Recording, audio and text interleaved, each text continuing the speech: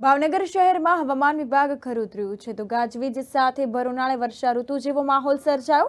તાલુકાના ગામડાઓમાં છાંટા વરસ્યા છે। ગોહિલવાડની વાત કરીએ તો ગોહિલવાડના વાતાવરણમાં નાટ્યાત્મક ઢબે પલટો આવતા કમોસમી માવઠું થવાની ભીતિ પ્રબળ બની છે।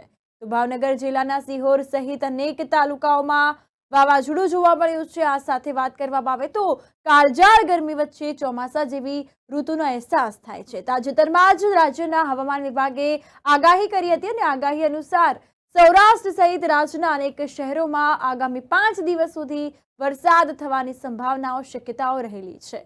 મધ્ય ગુજરાત સહિત સૌરાષ્ટ્રના ભાવનગર, દીવ, વેરાવળ સહિતના જિલ્લાઓમાં ગાજવીજ સાથે વરસાદ પડવાની આગાહી કરવામાં આવી હતી।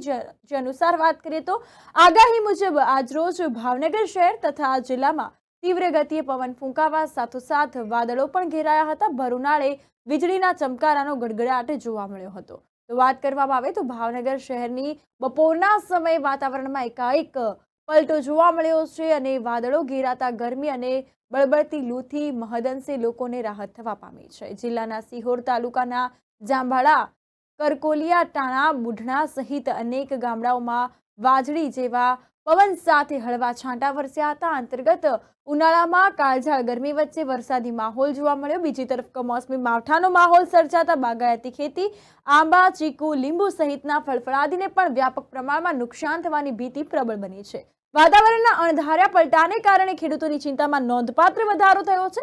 તો બીજી તરફ છેલ્લા કેટલાક સમયથી લોકો આકરા તાપ અને ગરમ લૂથી પરેશાન થયા હોય અને વાતાવરણના પલટાને કારણે થોડી ઘણી રાહત થવા પામી છે।